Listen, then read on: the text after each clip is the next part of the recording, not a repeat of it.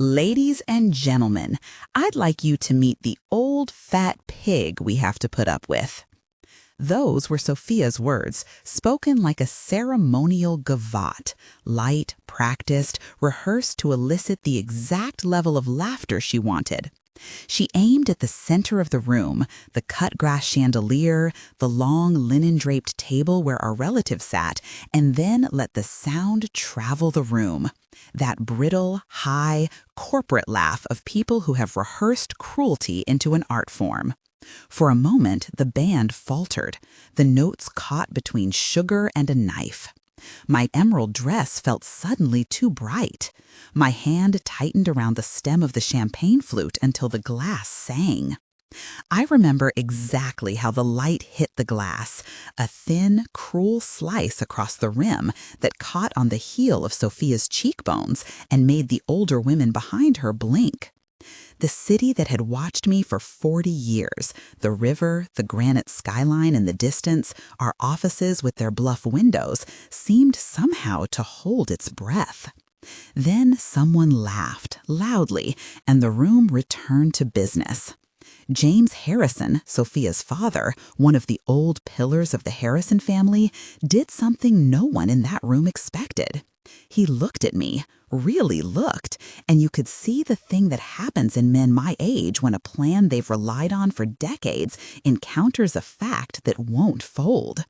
His smile tightened, as if the expression itself had to be negotiated.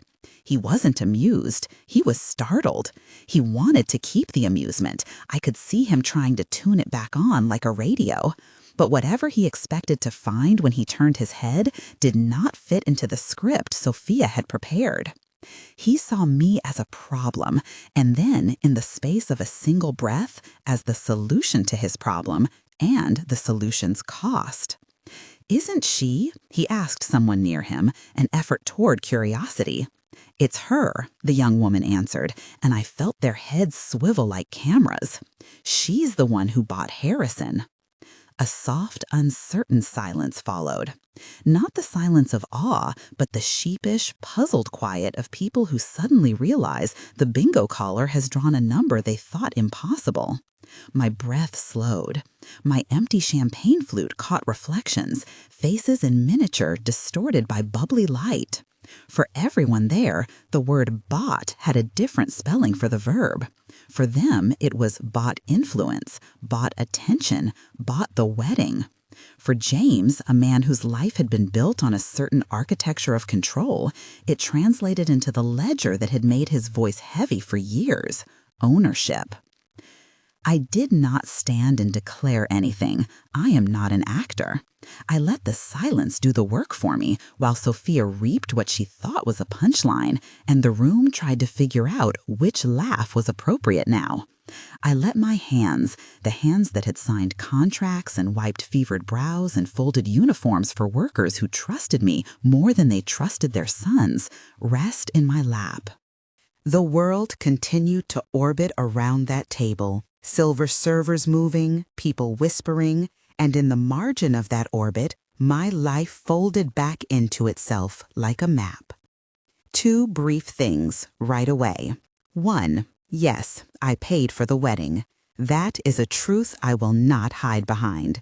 I signed the checks, met the florist at 10 in the morning, argued with the caterer about the tureen, and stood in a ballroom that cost more than the tiny house I grew up in.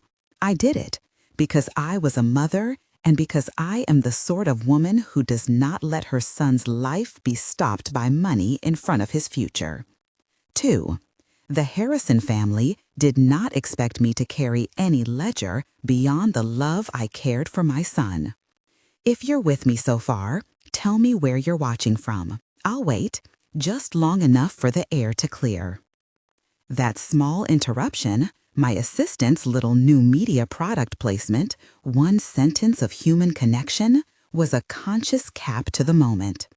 I have learned that when you feel the room tip under your feet, it helps to set a tiny, deliberate anchor. It lets you feel your voice is still yours. Someone murmured their city through a phone screen, and I felt the distance between applause and consequence begin to widen. Before the insult, the night had been arranged like a meticulous machine. Bradley had been handsome, nervous in an unearned way, his hair combed with the same anxious devotion he'd brought to every adult endeavor he'd half attempted. He trusts other people to do the hard things, trusts them, more accurately, to do them for him. He had been raised to let the river of family money carry him forward. At the head table, he kept touching my hand, small, guilty gestures, and each of those touches was a map of our past. No matter what happened later, I could see the child I had coaxed out of him, the boy who used to race toy cars across the kitchen linoleum and who cried when the neighbor's dog chased our cat. Late, when the band took a moment to play something romantic and the lights dimmed to a perfect blurring dusk that turned the chandeliers into stars over a suburban prairie, I excused myself to the restroom. There, in the harsh mirror by the sink, my face looked at me in a way it rarely had. Raw, unadorned, the emerald gown a bright shock against my pale throat. The mirror is a liar and a witness. It will tell you the truth if you ask it plainly. In that small, cramped room, I practiced the expression I would wear back out in the hall, a smile that made no promises and fulfilled none. I thought of Robert. He's in my head when I need a reason not to be a monster. Robert used to say, "People will flinch from your power if they think it's loud. Quiet power is like a tide, unseen, impossible to stop once it arrives." He was right. We built Harrison Industries together. The early days with a desk in a factory office, his jokes about the boilers and the coffee stains on employee files. He taught me how to read a balance sheet until the numbers looked like faces. When he died, the business kept going. Men in suits came around with polished smiles and offerings of advice. They offered me courtesy and recommended other hands. Instead, I spent evenings after the funeral visiting the company accounts like a nocturnal gardener, pruning quietly.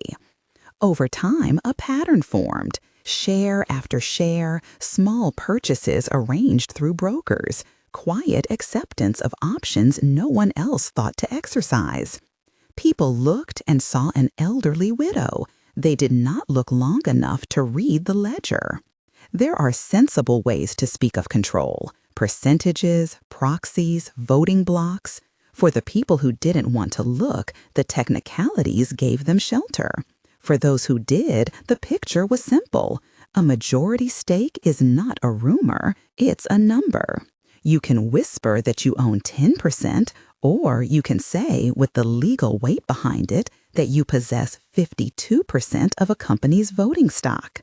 52% is an ugly, precise thing. It is not a threat in the rhetorical sense. It is, instead, a legal fact.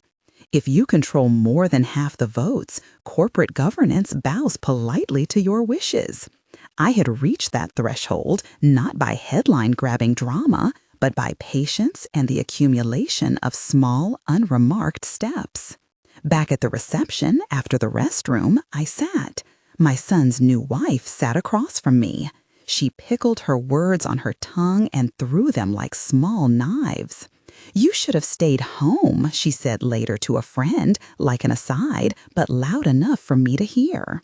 A friend of mine who owes me favors, sure, but friends are not part of every equation. I heard the echo of a lifetime of being small in rooms that weren't mine. I heard the tonalities of class judgment, the old, embarrassing assumption that wealth and competence are the same thing. You'd be surprised how often people conflate the two. Sophia had been taught by her parents, by her mother, Patricia, who kept her expressions hewn to polite contours, and by James, who taught when to smile and when to draw a line, that nicknames and flattery are currency. They were right. They'd long used social performance as a way to stake claims. Money had been just another instrument in their hand.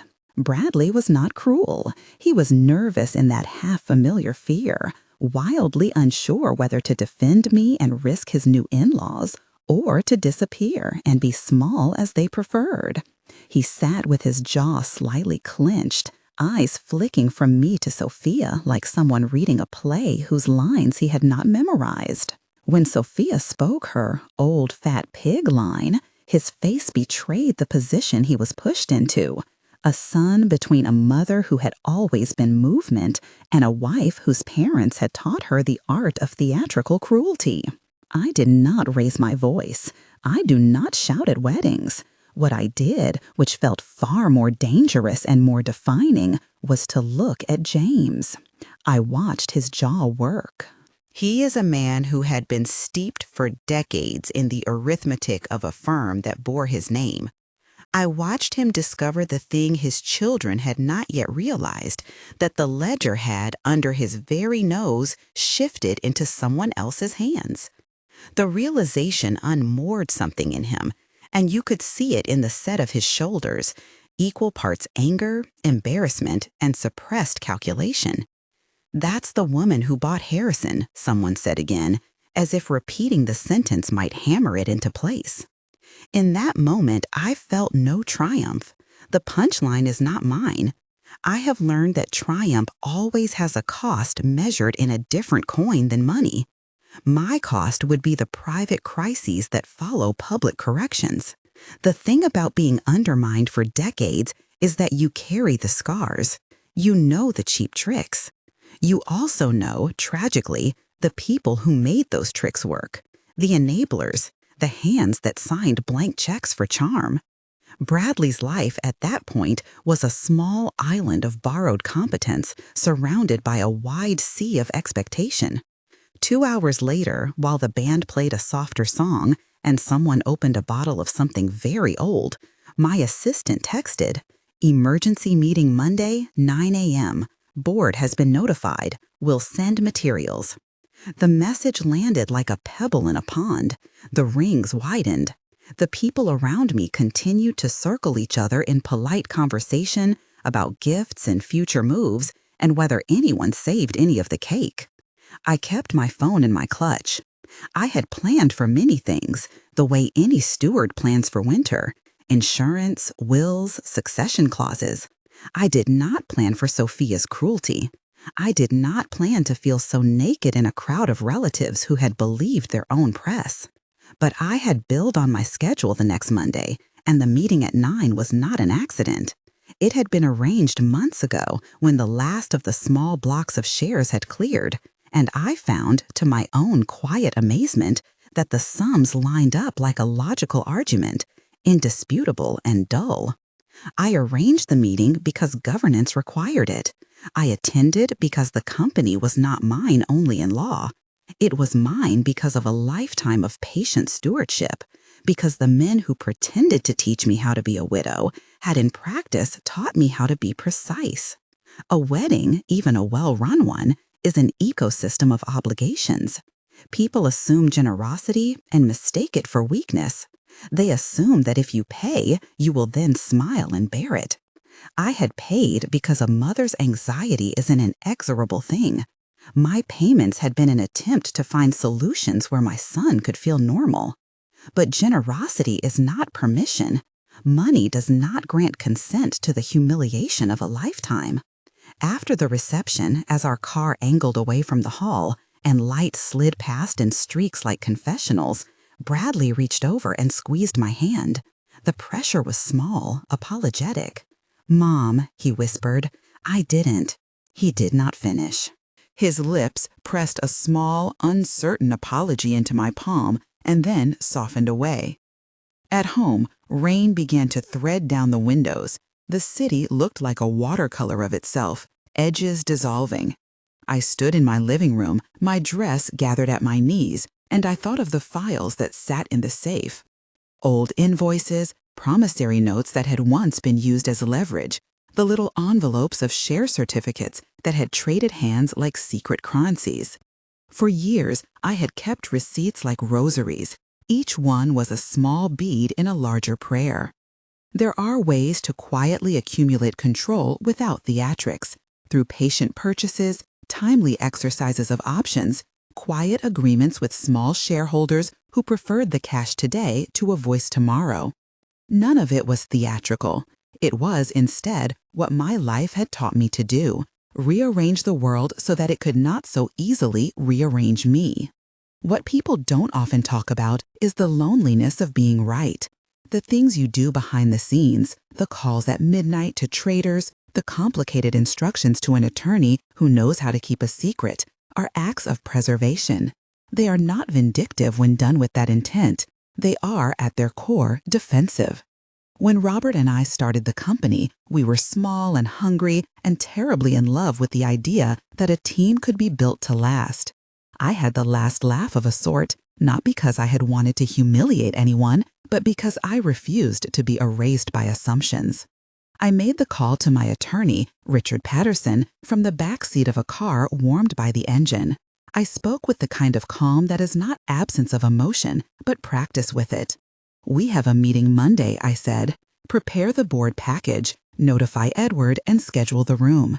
He asked a dozen sensible questions about precedents, about disclosure, about potential pushback. We discussed, in the precise language of lawyers, our next steps. No threats, no tantrums, only governance. I would not make promises of punishment. I would, however, invoke process. There are things that look like revenge and things that look like responsibility. There is a difference. I draw that distinction in the small moments: what time I designate for a meeting, the words I use in a press release, the tone in which I schedule a board discussion. The law rewards clarity. It is patient and blind. That blindness sometimes feels like mercy. At 3 a.m, I sat in the kitchen with a cup of coffee that had gone cold and a stack of documents spread on the table like a testimony. There were memos I had drafted, letters from shareholders whose heirs had preferred checks rather than the bother of attending meetings, and catalogs of stock purchases with dates and small amounts. When people write fiction about buyouts, they imagine dramatic phone calls and shadowy tycoons. The reality is usually a patient arithmetic. The piles of paperwork have no glamour. Brokerage confirmations, transfer statements, disclaimers. But those small, boring papers add up into something very loud.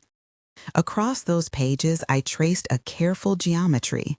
Each small transaction had brought me from a place of minority voice to a position where, legally, my word would carry the same force as the legend the Harrisons had been living under. 52%, when you look at it in black and white, reads like the only thing a room full of men can respect. It is the number you can point to when the room laughs. It is the number that flattens the piano keys of charm and places instruments of governance in front of you. I do not relish the thought of confronting my son in a public lecture about money or competence. My anger is not loud, it is clear. When you have been the one to sign the people into being, when you have owned the nights and days that built a company, you have a right to require competence. That is not the same as cruelty. It is the distinct, perhaps unpopular, insistence that a business has the right to be run by people who do the job. Bradley had been given more rope than any son should be given. I had assisted in that giving, not solely because I loved him, but because I thought that love would teach him to stand. Puppet strings loosened into habits. People got used to his leaving the paperwork on the side, to sending him the bills and then paying them for him. You can watch that happen with your own relatives if you slow down long enough. Habits calcify. Enabling becomes architecture. In the morning, before the boardroom was scheduled and the lawyers had assembled the package, I made a list. Not a list of threats or revenge, but of responsibilities. I wrote in my own hand the things I could not live with. A company run by pride and habit. A culture that protected incompetence in the name of family. A system where my son's lack of accountability could imperil people who had given their work and their years to the business. I wrote down the outcomes I wanted. A board that acted professionally, a benefit structure that protected employees, and a clear plan for Bradley that would either teach him competence or remove his capacity to harm the company's credit. You will notice in that list a certain coldness. There is pain folded into it, because such lists always have to do with other people's livelihoods. And yes, there is a measure of righteous anger. But there is also a fierce desire to settle accounts with honesty. I would rather be accused of being too strict than complicit in an unraveling that cost others their security. I called Edward, my cousin and the treasurer, hours before the board pack went out. I arranged to meet him in the morning to go over the numbers. Edward and I have had a history of cautious alliances, and he has a ledger of his own to keep. We agreed, briefly, to be sober and transparent in front of the other board members. My role was not to humiliate, but to place on the table what the company needed. At lunch, my phone rang with the pre-recorded voice of a local reporter, sniffing for a rumor it hoped would be scandal. I gave him the sentence of law and nothing more.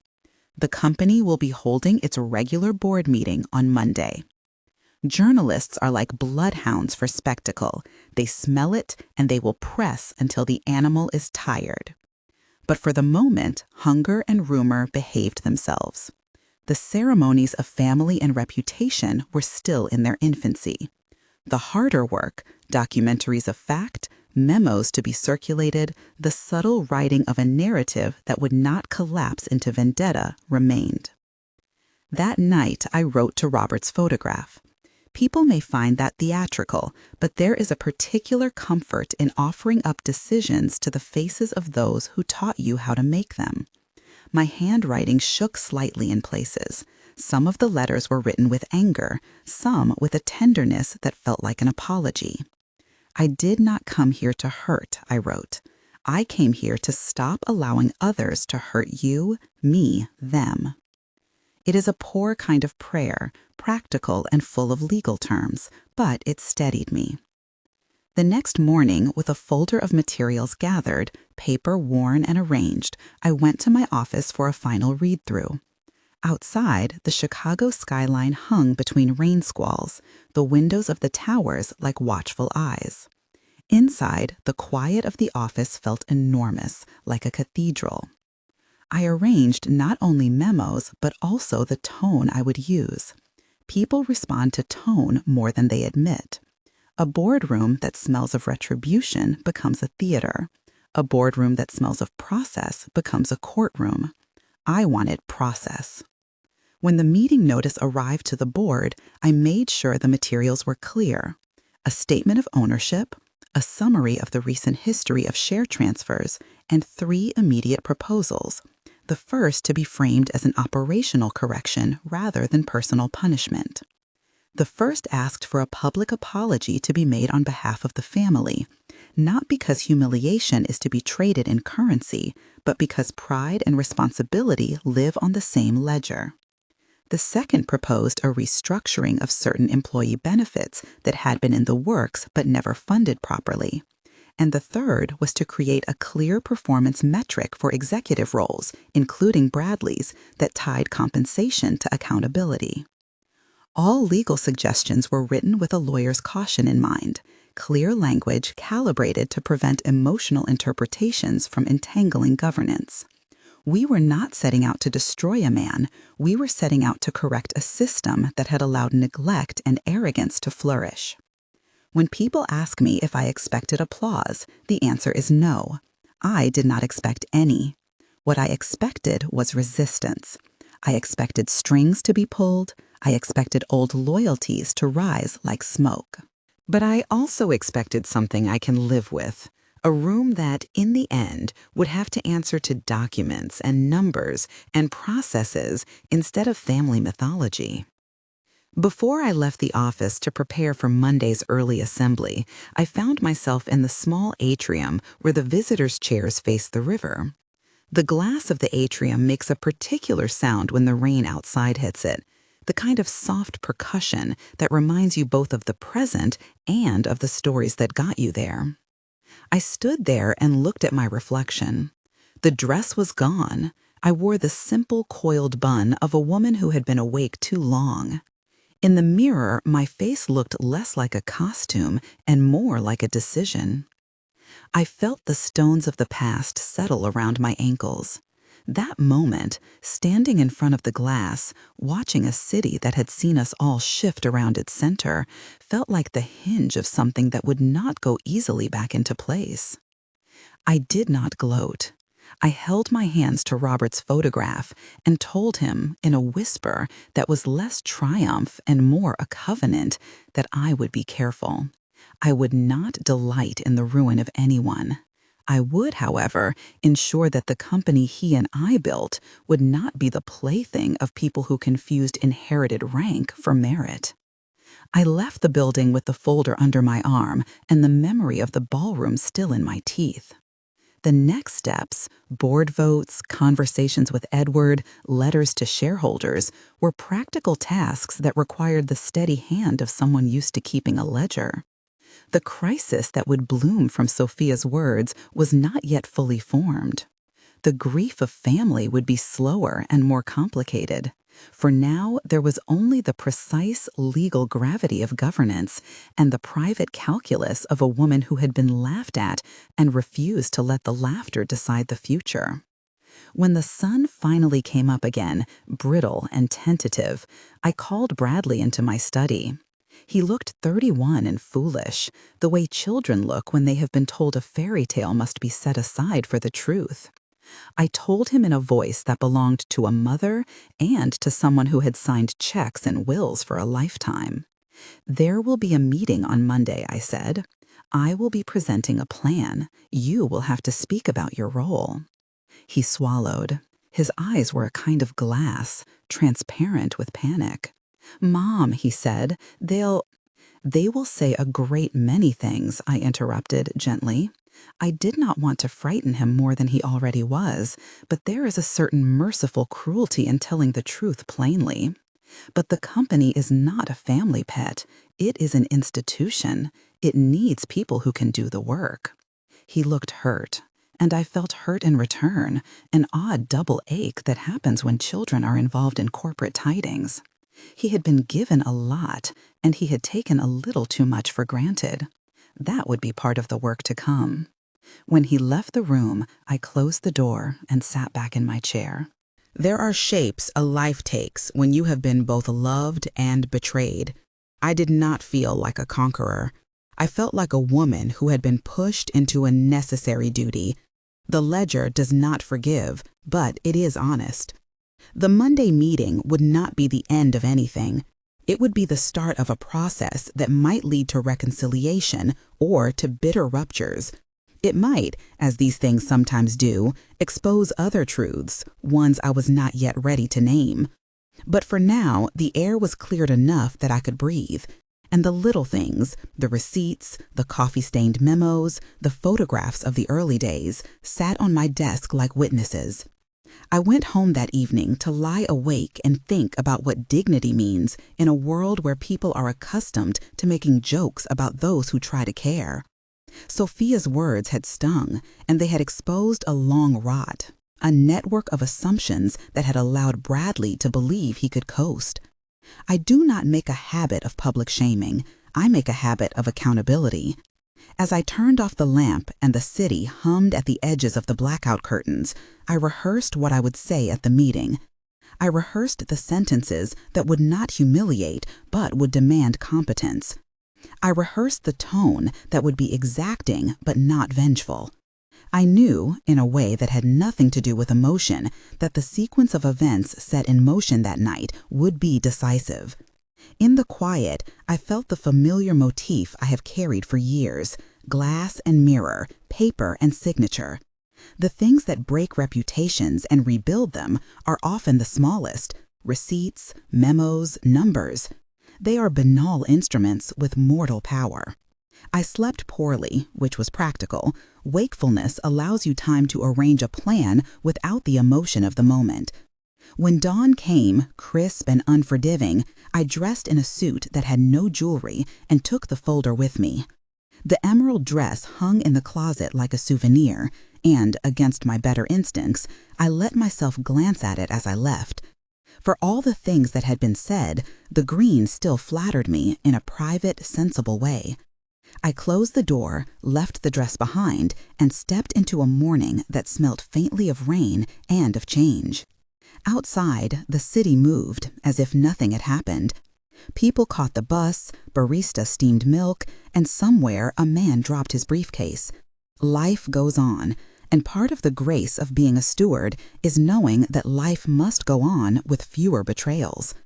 I folded a small silent hope into my pocket and walked toward the office, the folder heavy in my hands, an ordinary gravity like any other, and thought, without drama, that Monday would require everything I had learned and a few things I had not yet practiced.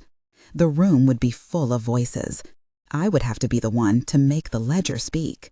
When I reached my building, rain began again, and the glass doors reflected a woman flattened into a silhouette against a rushing river of strangers. Life goes on, and part of the grace of being a steward is knowing that life must go on with fewer betrayals. I folded a small silent hope into my pocket and walked toward the office, the folder heavy in my hands, an ordinary gravity like any other, and thought, without drama, that Monday would require everything I had learned and a few things I had not yet practiced. The room would be full of voices. I would have to be the one to make the ledger speak. When I reached my building, rain began again, and the glass doors reflected a woman flattened into a silhouette against a rushing river of strangers. I pushed through, set the folder on the receptionist's desk, and walked upstairs. The city watched, the glass looked back, and somewhere in the quiet hum of elevators, the ledger turned a page. The boardroom door closed with the faint, indifferent click of corporate hinges.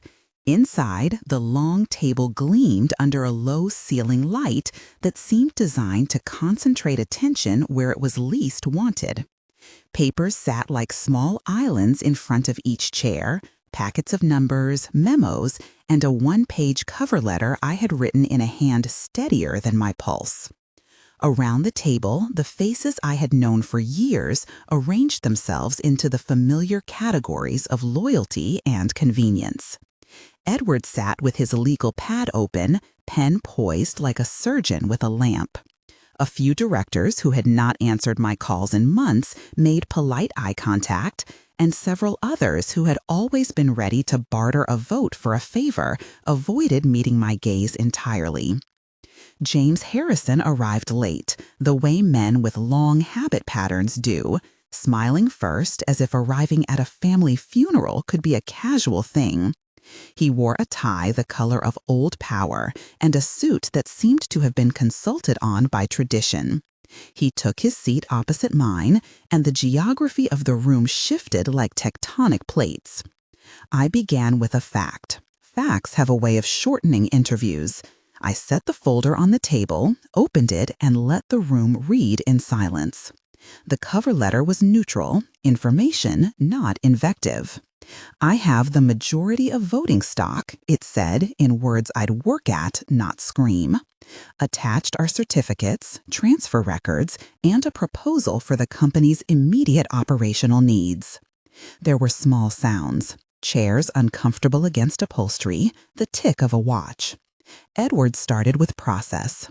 Quorum confirmed, votes to be recorded. That was my small mercy. The ledger does not listen to tone. It listens to numbers and signatures. James's voice when he spoke was the one trained by decades of telling people what they ought to feel. "Margaret," he said, with the old familiar tilt into courtesy, "we appreciate your engagement, but perhaps there are matters of form here. There's precedent for—" "Precedent," I said, cutting the word like a seam, "is the friend of the status quo. The company needs action." My voice was not loud. I have found that measured words carry farther than anger. I had prepared a packet for each director. On the first page, a timetable of share acquisitions, dates, broker confirmations, amounts, and a bold line that, for those who did not live by numbers, read simply, 52% voting stock as of last quarter. The second page listed immediate proposals, a public apology issued by the family on the company intranet, the funding and immediate reallocation of a promised benefits package for factory employees, and a performance metric plan for executive appointments, including Bradley's role. The room wanted conversational evasions. They wanted historical narratives about family tradition and legacy. I countered with practicalities. Our employees have asked for commitments, I said. They have given us years. Many of them have been promised benefits that were never fully funded.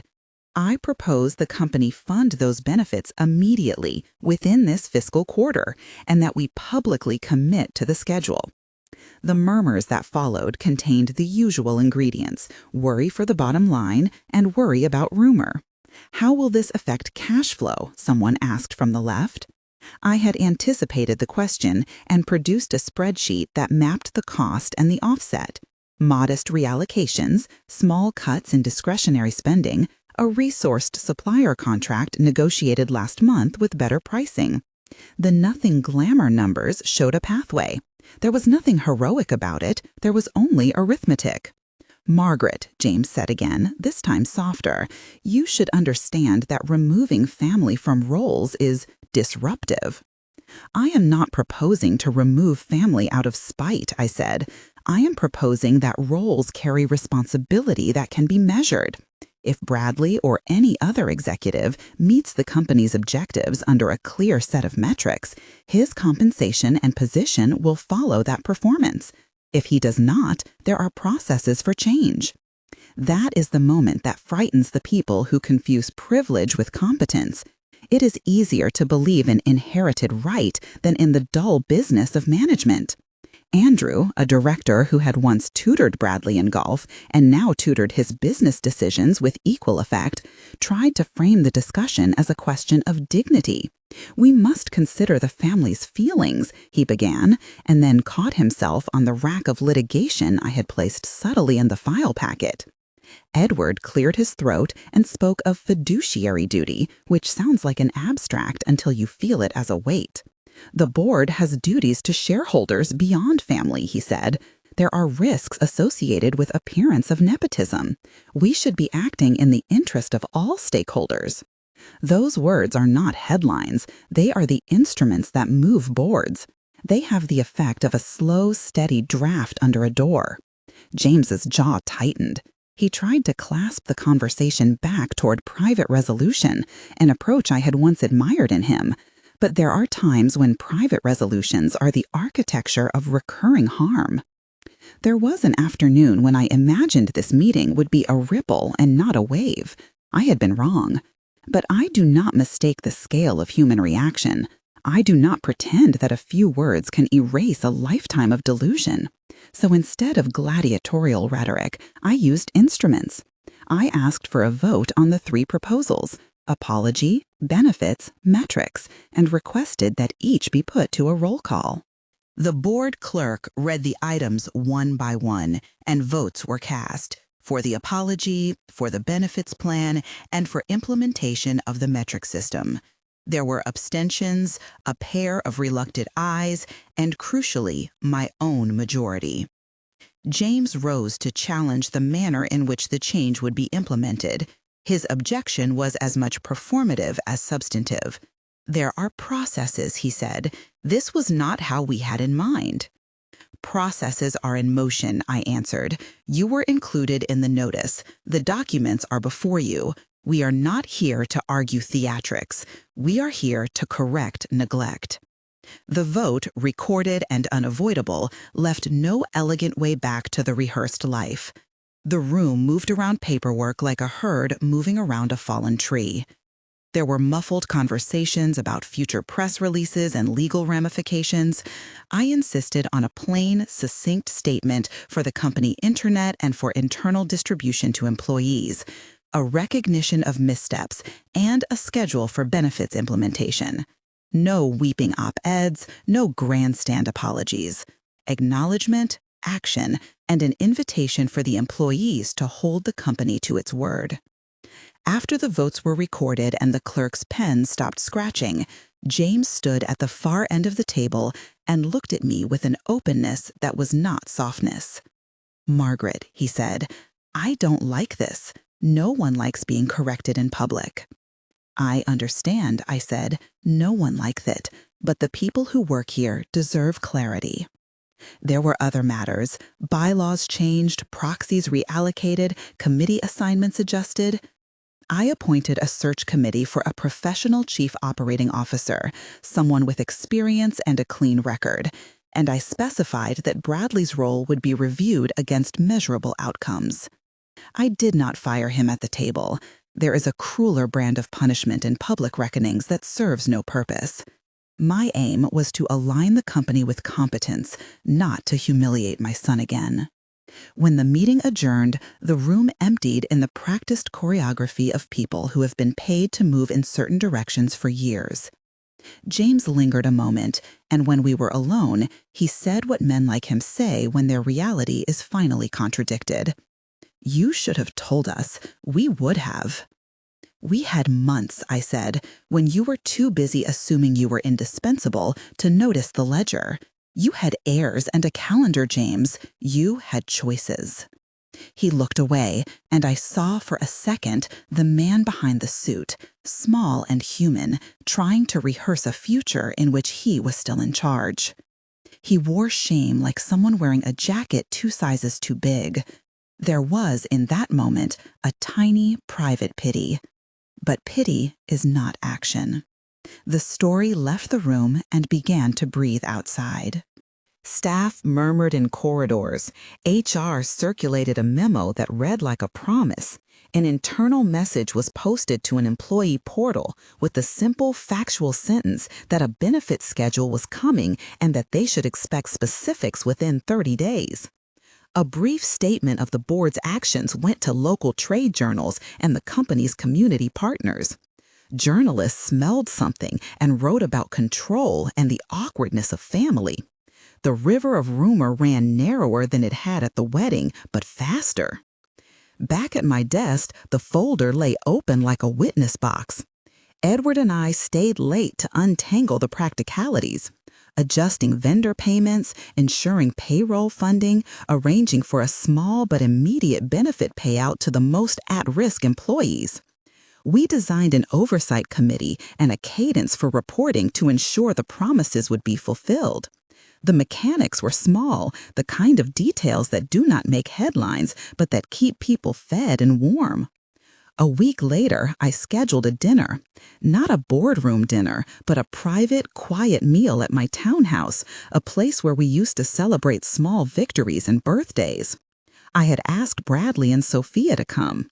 It was time to realign more than a company. It was time to tend to the family. They arrived with the nervousness of people who have been bounced on the tide of public opinion.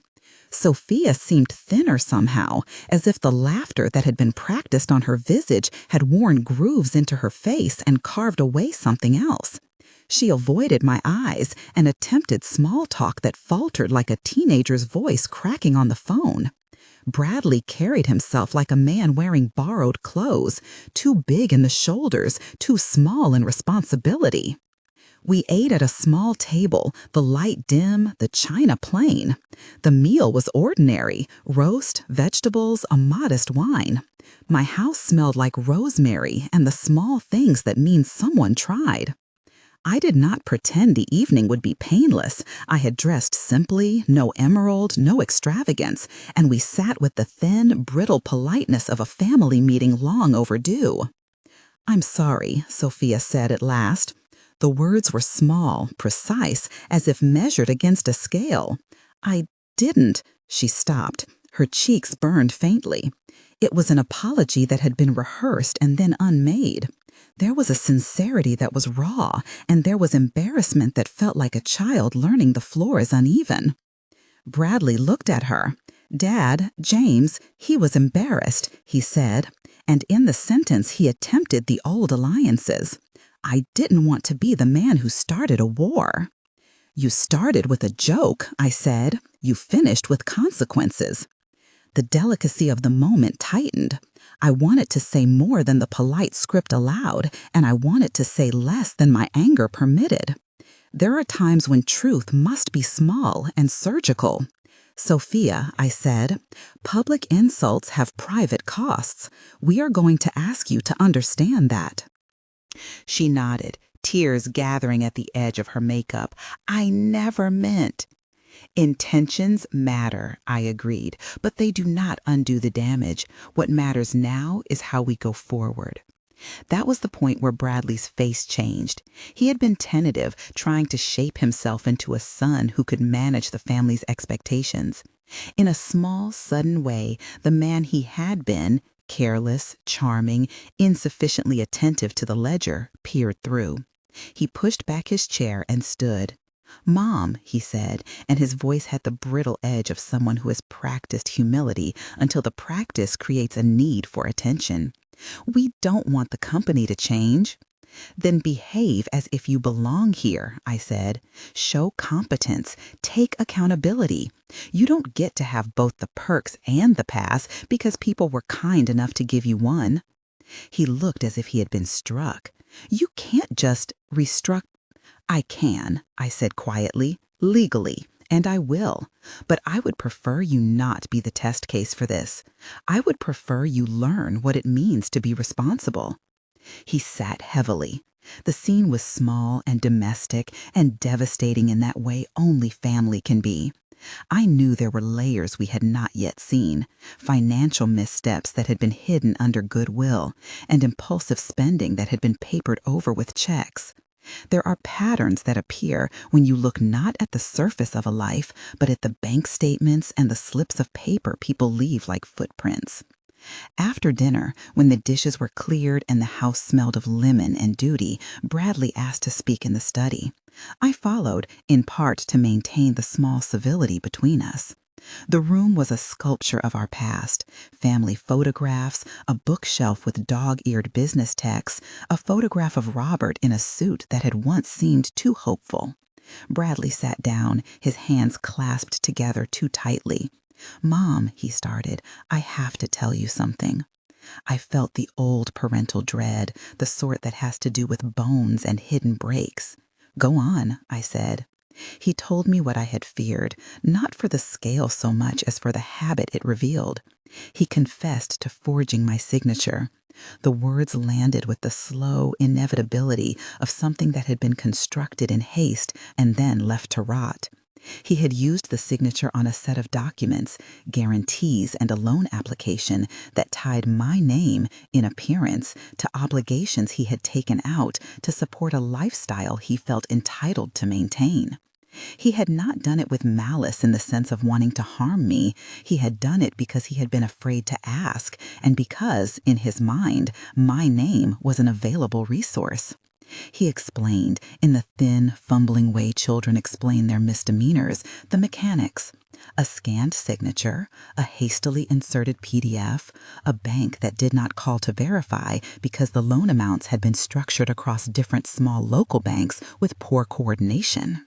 He said, in a voice that trembled, I thought I could fix it before you ever had to know.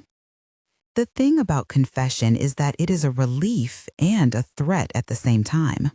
It frees the soul by naming what has been done, but it opens the door to consequences. How much? I asked, the practical bone of me emerging. He named a number. My fingers tightened on the armrest of the chair, and I tasted the metal of shock. It was not astronomical in the sense of wrecking a public company, but it was large enough to endanger my credit and, depending on the structure of the guarantees, expose the company to claims. Fraud, forgery, words that drop into the world like stones and send out ripples. Why didn't you tell me sooner? I asked. I was ashamed, he said simply. I thought I could manage it. What you managed, I said, was a breach that could have dragged many people into harm. I thought of employees who counted on steady paychecks. I thought of vendors who had been paid on time. I thought of the reputational cost. We have to fix this immediately, I said. Before the dinner ended, we had made a plan. He would come clean to my attorney, Richard. We would inform the banks and begin the work of unwinding the garbled paperwork. We would, with a public accounting and a private remediation plan, seek to contain the exposure. The phrasing was less important than the action: transparency, restitution, accountability. I called Richard that night and told him what had happened. He arrived the next morning with the precise, unsentimental kindness that lawyers possess in abundance. He took out a notepad and wrote in block letters the next steps: notify the banks, preserve documents, consider criminal disclosure, and begin a repayment schedule. He spoke of the criminality of forgery in sober terms, an offense that could lead to prosecution depending on harm and jurisdiction. He was careful to say that whether charges would be filed was indefinito at that point. That would be the province of prosecutors and banks once we submitted a formal complaint. We were in a zone where law met human frailty, and the instruments of justice do not rush when networks and reputations must be considered. We drafted letters to the financial institutions with urgent, measured language. I read them aloud to Richard, the words strangely flat in my mouth. We request that you freeze any accounts opened on the basis of the contested documents pending an internal review, I read. The bank had protocols. The bank had its own appetite for risk. We prepared to let the legal processes run their course. There are two common temptations at a moment like this. One is to protect at all costs, which preserves delusion. The other is to punish publicly, which disfigures every relationship. My choice was neither. I wanted remediation and accountability, not theatrical revenge. Bradley would be required to sign a binding repayment plan, submit to financial counseling, and accept corporate oversight on any continued involvement with the company. If criminal charges emerged, we would face them. Right now, the immediate duty was to protect the company and the people who could be harmed. We notified the board in an emergency packet. I did not conceal the facts. I presented the communications we planned to send to banks and the steps for damage control. The board reacted along predictable lines: shock, a small tide of anger, and then the bureaucratic mechanisms of governance kicking in. The HR team prepared to communicate changes in oversight and to protect employees from fallout. The finance department began an audit. The atmosphere was not theatrical. It was granular and exhausted, which is the economy of real repair. Bradley, for his part, submitted himself to the plan. He signed documents admitting his wrongdoing and consenting to the repayment schedule. He agreed to counseling and to a probationary period in which any role in the company would be purely observational. The humiliation again took a private form, but it was present. That evening, he sat in my kitchen and folded his hands like a child. "I'm sorry," he said. "I'm so sorry." Apologies are not enough, but they are a beginning. He was not immune from consequence. I would not be the parent who stood as a shield against accountability, because I had once been his shield against poverty. There is a cruel kindness in letting someone face the shape of their choices, and in ensuring that the shape has edges that teach. I told him quietly and clearly that I loved him and that love would not be a passport. I was not going to make him suffer privately for what he had done publicly. That would be allowing him to hide. He must repay, he must learn to manage money, and he must rebuild trust, both within our family and in the ledger. Word spread beyond the board and the family. Trade columns that had been sniffing around at the edges now wrote small, speculative pieces about governance and family-run firms. A local television segment asked, with the kind of breathless hunger that confuses drama with insight, "When money crosses the family line, who gets hurt?" I did not answer them. I do not feed spectacle. The public is an animal that grows hungry on scraps. Sophia's apology rippled outward in a different way. She delivered first a private message and then a public one. An honest note on her social media account, not extravagant, not theatrical, simply acknowledging that her words had been hurtful and that she was learning what it meant to speak before thinking. It was a small thing. In it, she did not excuse herself, but expressed a desire to make amends. She also later sought me out in the office and asked to meet. Her visit was awkward, as most visits of apology are. She came with her hands empty, and when she spoke, she had the look of someone figuring out which part of humility is sincere. "Margaret," she said, "I owe you an apology. I didn't know." She trailed off, the sentence folded on itself. "You didn't know because you had not been taught to know," I answered. "Not everyone grows up learning the consequences of words. Some people are taught a performance of superiority, which is the same as being taught not to feel the consequences." I did not soften my words into a moralizing lecture. Sophia listened. She was young enough to learn and old enough to be culpable. The distinction matters. We had a long conversation that touched on her upbringing, the careful cultivation of social effect, the pressure to perform, the fear of being ordinary. She began, in small, halting ways, to see the ways her parents' lessons had protected them from an honest life, and how those protections were often the cause of neglect. I did not offer absolution. I offered, instead, a suggestion. Make restitution in the world you inhabit. Be accountable for the people you affect. That is a difficult apprenticeship for those raised in performance. Meanwhile, the auditors did their work. They found issues that were administrative and one or two that bordered on negligence. Old contracts renewed without competitive bidding, a benefits line item promised but never fully funded, a few invoices routed through vendors with conflicts of interest that had not been disclosed. None of it was fatal, but the pattern was telling. It is easy to argue that accidents happen.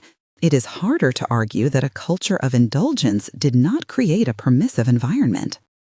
We moved step by step to correct the issues. We renegotiated vendor contracts, enforced transparent procurement processes, and implemented the performance metrics we had outlined in the first meeting. The supply chain team traveled to plants and offices to verify that benefits were being rolled out. We set a public schedule and a report cadence. I insisted that reports be distributed not just to the board, but to employee representatives, small gestures that shift the sense of power toward those who do the work. The change did not go unnoticed. Some employees wept quietly the first week when their benefits began to show in statements. Those were private, human moments that are the true currency of stewardship. Bradley began financial counseling and a repayment schedule that, though rigorous, was constructed to be survivable. He took a part-time role in a small subsidiary that had no decision-making authority, but allowed him to learn how to manage vendors and invoices without an executive title. He came to the office early and left late, looked at spreadsheets, and was reasonably terrible at the beginning. Watching someone learn competence is both painful and hopeful. The first month was humiliating, the third, instructive. By the sixth, he could speak in numbers without flinching. James and I had a few more private conversations. He was a man skilled in the currency of presumption, and having that presumption lifted was painful. He worried about reputation, about his grandchildren, and the illusions that family had told themselves for decades. He did not, in private, stop being James. But he changed. Change is sometimes small, an unwillingness to speak over others, a moment of listening that had not been present before. He apologized to me, awkwardly and honestly, for the assumptions his family had carried into the wedding. It was not theatrical. It was a man meeting the texture of his own errors. Patricia was more difficult. She seemed to have cultivated offense into an art form. Apologizing would have required too much unraveling of a life's practice. Her interactions remained guarded and ritualized. There is a kind of person for whom the brittle performance of superiority is their principal currency, and you cannot easily change what is a way of life. I kept my engagements with her professional and brief. At the company, changes were incremental and material. The benefits were funded. A professional COO was brought in after a transparent search. He was experienced, measured, and not inclined to family drama. Bradley accepted the new structure with a mixture of relief and humiliation. He had been given a path to rebuild himself that included accountability, and he took the first steps. As things settled, I found myself with time to do what had long been displaced by crisis management, remembering. I spent idle afternoons with Robert's photographs, wearing no suit and speaking to a man who had taught me how to read a ledger like scripture. The motif of glass and mirror, the one that has threaded the life of this story, recurs. A mirror is not simply an instrument of vanity. It is a place where you meet the self that has acted and the self that must now account. There were moments of private sorrow. I mourned not for the failure of a son so much as for the reality that generational patterns can calcify and repeat. I mourned for the men and women at the plant who deserved better sooner. I also felt the odd, complicated relief of a truth finally given breath. The laughter at the wedding had been a wound, and now it had become, impossibly, an engine for change. When things quieted, I walked once to the river where the city sketched itself in glass. There was a bench I liked that faces the water and the skyline, and I sat there with the wind crossing my face. In the distance, the Harrisons building, tall, decorous, caught the setting sun and shone like a reminder of the past.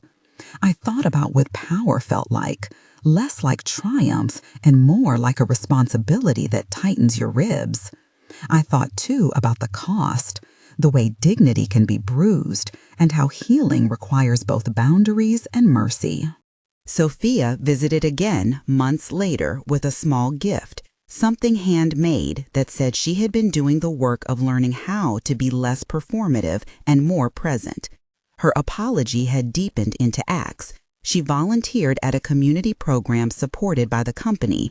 She sat in a staff meeting that was open to family members to hear workers' concerns, and she began to speak less and listen more. She did this not for applause, but because, eventually, the consequence of arrogance is a loneliness she did not want to live in. It took time. Some things, like some suits, do not fit after a certain age. They require alteration. Bradley eventually stood in front of a staff meeting and read aloud a letter he had written. It was not florid. He admitted his mistakes in measured sentences and laid out a plan for repayment and personal growth.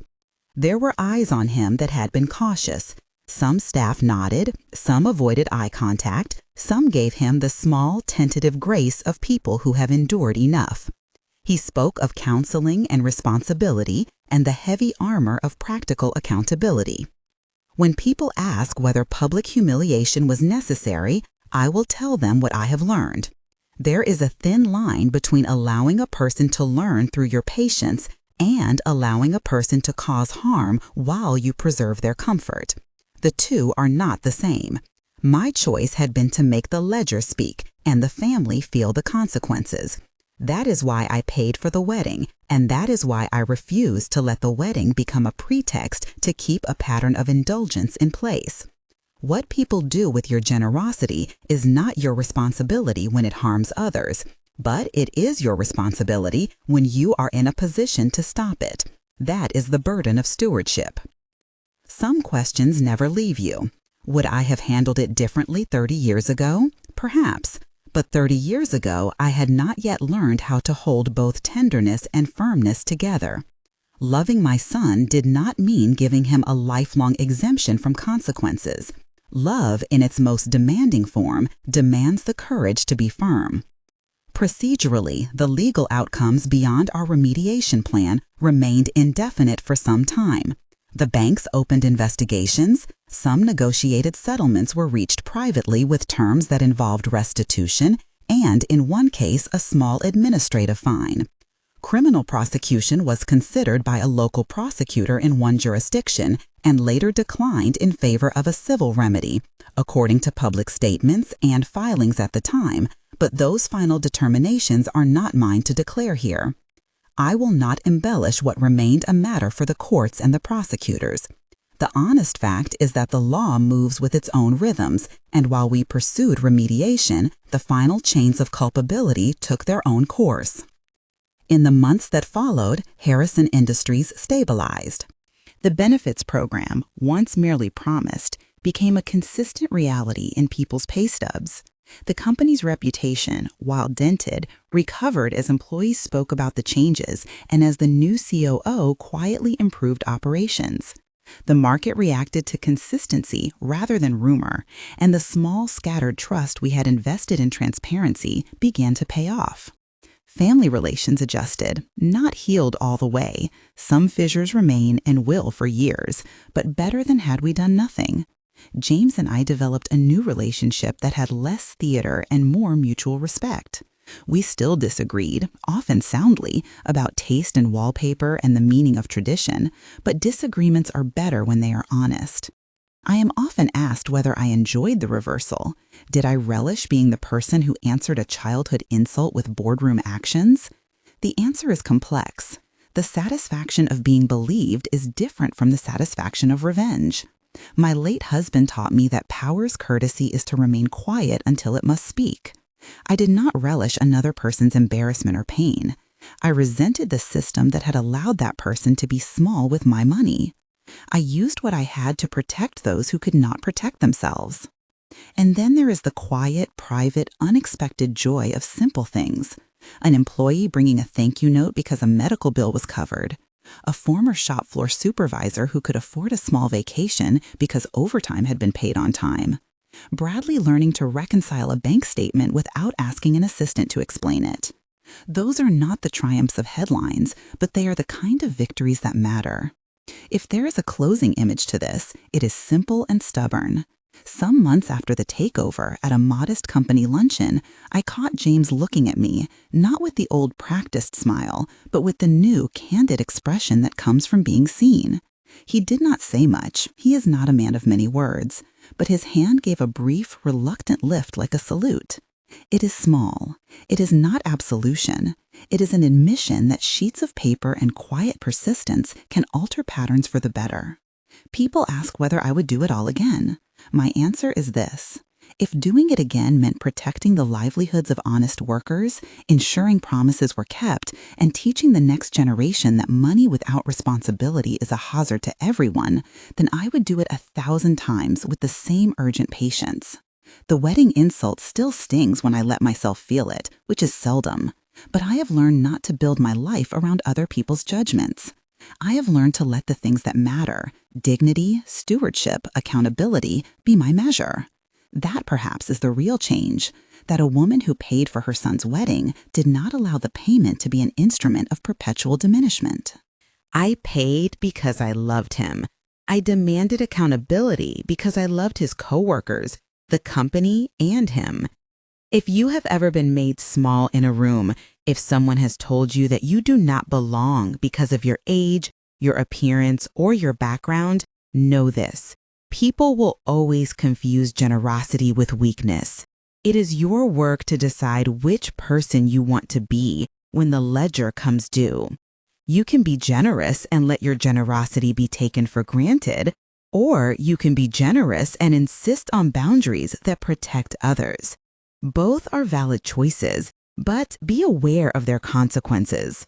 There are no neat endings in life, only new arrangements. For Bradley, the arrangement is a path of restitution and learning. For Sophia, it is practice and humility. For James and Patricia, it is recalibration. For the company, it is a modest enforced realism.